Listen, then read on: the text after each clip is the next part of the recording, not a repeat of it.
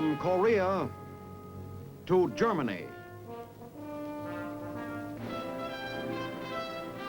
From Alaska to Puerto Rico. All over the world, the United States Army is on the alert to defend our country, you, the American people, against aggression. This is The Big Picture, an official television report to the nation from the United States Army. Now, to show you part of the big picture, here is Sergeant James Mansfield. Welcome to The Big Picture.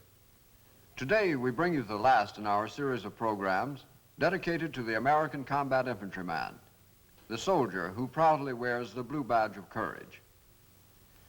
We will show you a pictorial history of the famous 29th Infantry Division, from training camp to victory, amphibious maneuvers in England, the Battle of Normandy, St. Lo, Brest, and then the march on Germany. Later on, Colonel Quinn will have a few final words for you about the soldier with the rifle, the man with the blue badge. So now, for more about the program, we take you to the office of Colonel William W. Quinn. How do you do, ladies and gentlemen? Today marks the 13th and last week of the blue badge. Consequently, on this program, we'll stress and review some of the points that we've made during the series, as well as honoring the infantrymen of the 29th Division.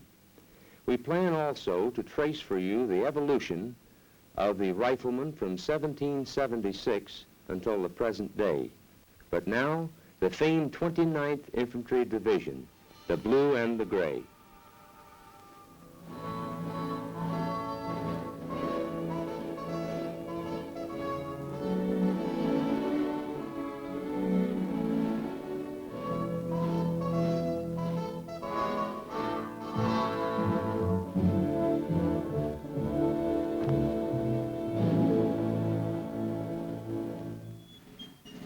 We were born in the Revolutionary War, when the 29th was called the Colonial Militia. General George Washington was our first commander.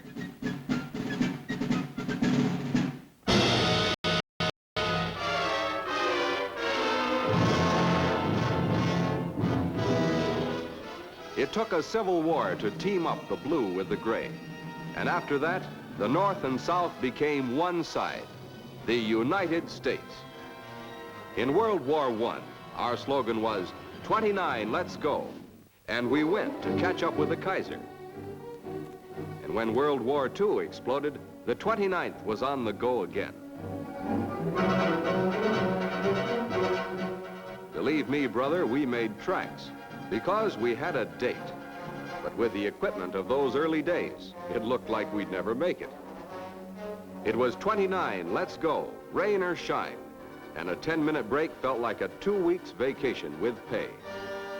It was go, go, go all the time. We sweated it out on land. And units of the 116th wet their pants on amphibious maneuvers in the cold of January 1942. Then we were ready. We were all set to go places. But nobody told us where we were going. All we knew, we had a date to keep, a business date.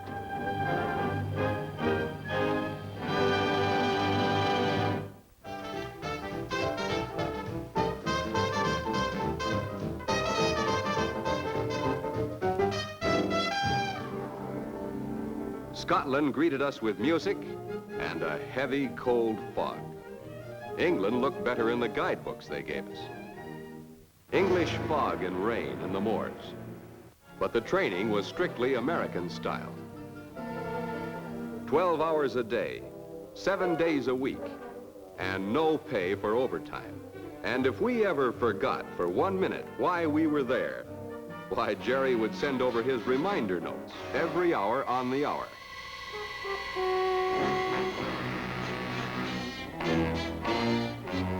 London, Coventry, Dover, the rich and the poor, the sick and the healthy, the weak and the strong, all receive the same pounding from the sky. We had our chance to see what happens to an apartment house when it meets up with a bomb. Then the top brass realized that all work and no play did Joe no good.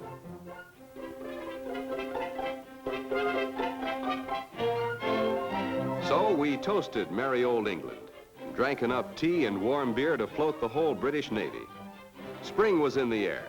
So were the latrinograms. The date? Anybody's guess. But everybody knew we were going to meet up with Jerry, soon. The lumps in our stomachs were as heavy as the packs on our backs.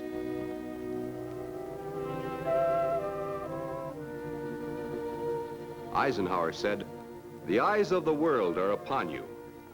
But each guy inside felt mighty lonesome. We tried to follow each word in that final briefing, but somehow we knew when the going really got rough, each man would have to make his own decision.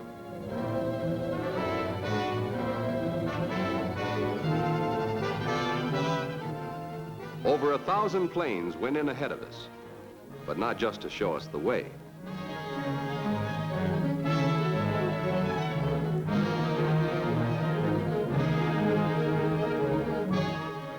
"7,000 yards of steep cliffs and sandy beach. A little summer resort nobody ever heard of. Omaha Beach. June 6, 1944. Dawn. D-Day. The Navy laid down a barrage that was heard round the world.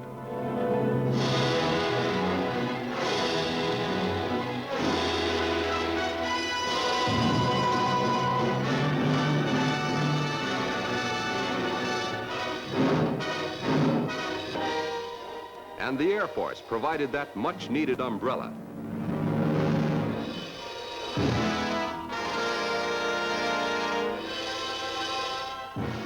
Even with this support, Jerry's steel pillboxes on the cliff sliced us in two like a butcher's knife. And you can't hide on a flat beach.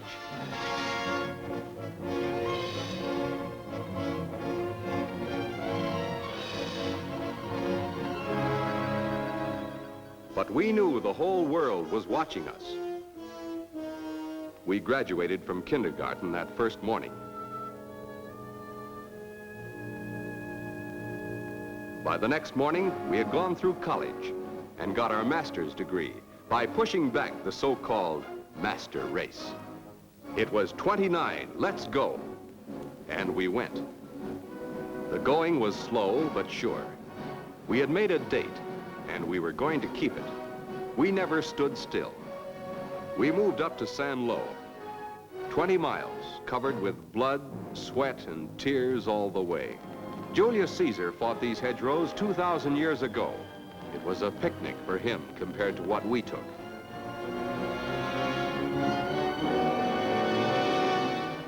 We dropped leaflets behind Jerry's lines. They read, "Your leaders have promised you that the Allied troops would not stay even 9 hours on French soil. We've been here 4 weeks." But here was the only language Jerry understood. So we tore into San Lo with the fury of a tornado.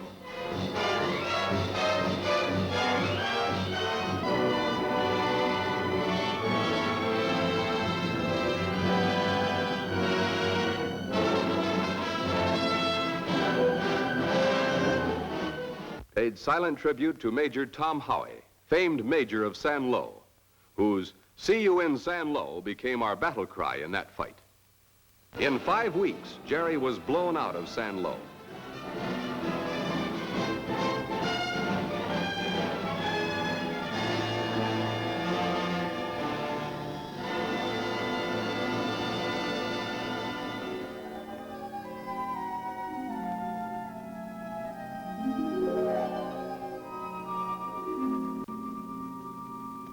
The road was cleared for Patton's Third Army drive on Paris. The last time I saw Paris. For many of us, there wasn't even a first time. We had to leave them behind in San Lo. The cost? 7,000 killed and wounded. The battle for San Lo was the bloodiest in the history of the 29th. The boys we had to leave behind were praised by our division commander, General Charles Gerhardt. He didn't mention that we all had earned the Croix de Guerre from the French. The old men took time out for the luxuries of life. This was one time we didn't mind standing on line. Almost tasted as good as home cooking.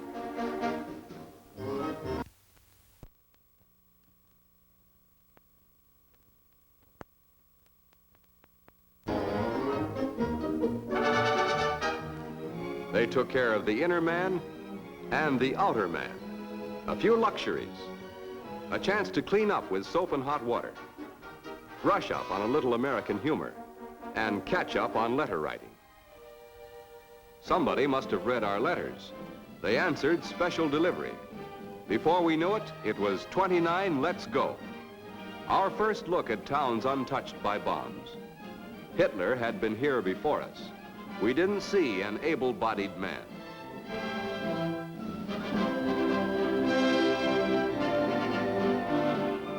Our new date was with the port town of Brest, and the wise boys were saying Jerry was on his last legs. It was only a question of days and he'd be tossing in the towel. They said.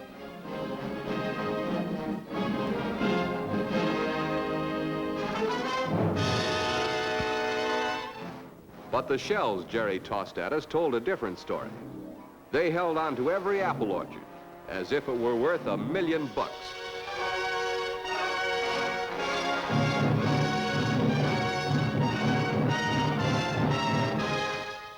Then it was our turn.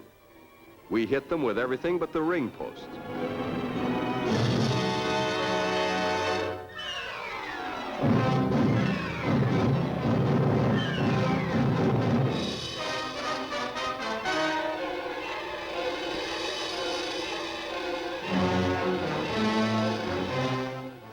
Not a single pound of Limburger cheese got into Brest in one piece.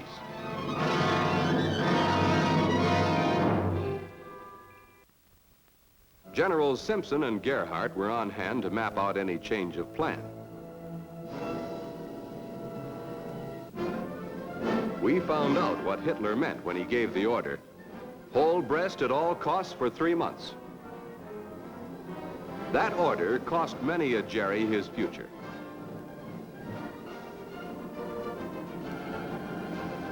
Our planes flooded them out of their holes with flame.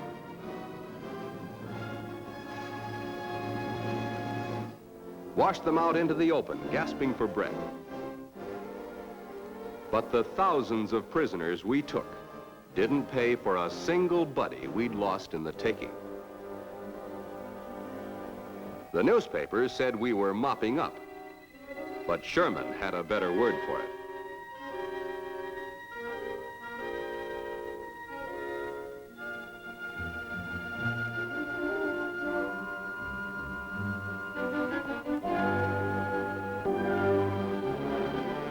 Hitler said 3 months. His timing was screwy. In 3 weeks, we personally exterminated and caught more rats in this waterfront city than all the quartermaster's poison and traps could kill. The plague was cleaned up, 29th style.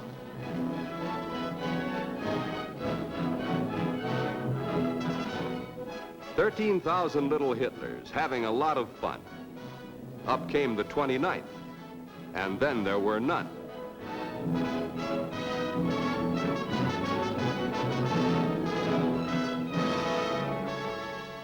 Just a couple of battle-weary boys, crashing the act.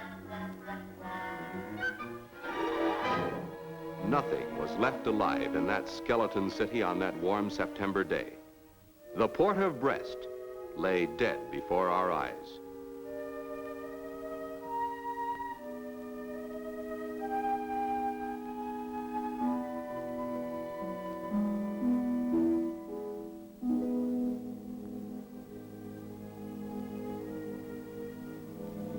"20 feet of reinforced concrete. The submarine pens were made for resistance. Uncle Sam served eviction papers. No more wolf packs could board here. We relaxed with the USO.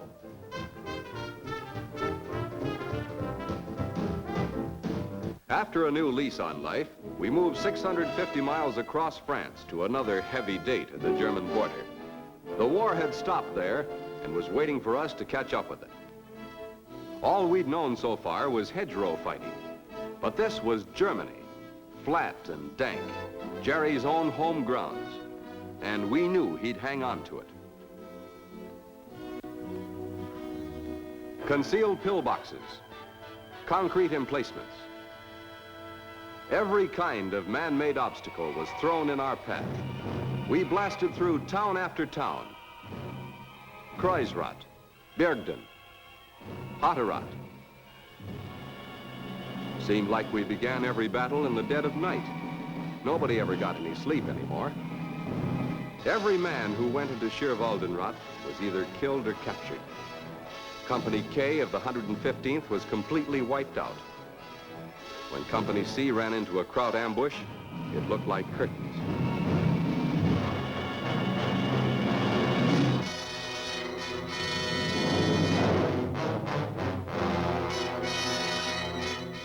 But Company B crashed the party just in time and forced Jerry to hand it over.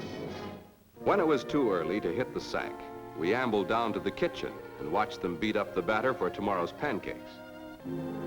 The Rhineland was waiting for a mopping up, and our Air Force were just the ones who could do a little accommodating. 24 hours a day, the Air Force dropped their heavy loads on industry, railroad yards, and marshalling points with pinpoint precision, leveling everything in their path. Setterich, where a lot of our Joes won the Distinguished Service Cross, posthumously. Durbelslar, the land so thick with mines and booby traps that we learned to take the shell fire standing up. Aldenhofen, Niedermerz, it was every man for himself. Every day a counterattack.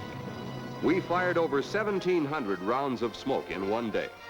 But as one Joe said, if I had to pay for it all myself, it would be worth every penny. Sooner or later, Jerry found himself mixed up with American steel.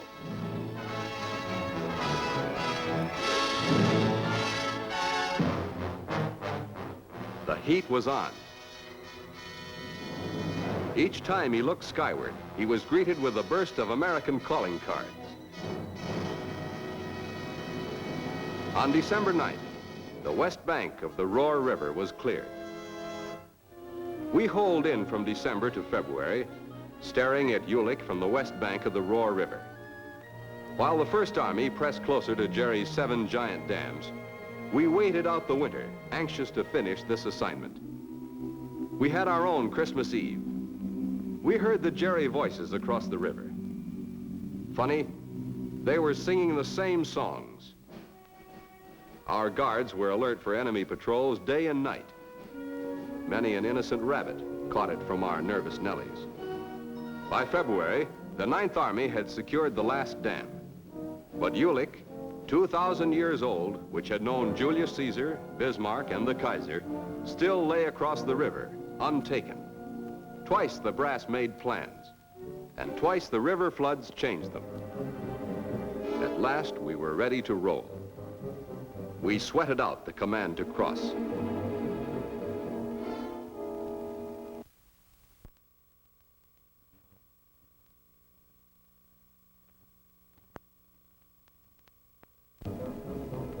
February 23rd was the date we left to give the Krauts their Rohr cleaning.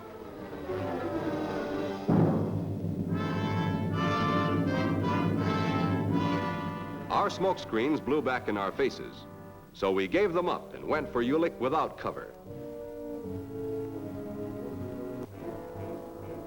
Our replacements became old men in the dawn of this new day. 30 seconds of combat is all it takes. The attached truck battalions got tired hauling ammunition and took positions in the gun crews. Those Negro troops earned themselves a letter of commendation that day. We even located the key to the city of Jülich and presented it to General Gerhardt.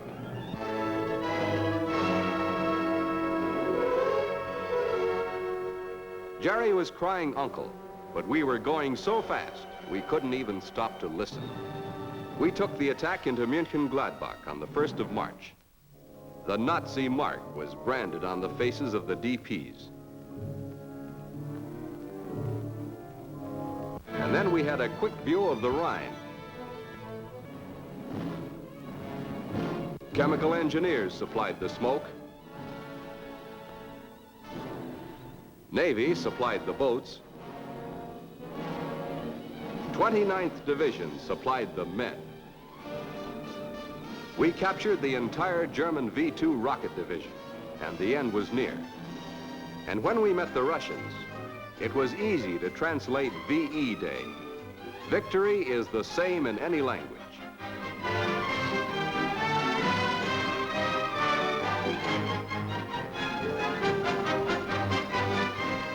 The war was over. We packed up our medals and our victory. And we put aside our guns and took up prayer books in rooms still hung with Hitler's swastikas. The million and more men and women in our army are instruments of the nation's will for security and peace. Sustained by public confidence, they will succeed, true to the Army's proud traditions. They reflect the spirit of our nation, for your Army is a part of the people. It is composed of your sons, is a faithful implement of democracy. I am the American soldier.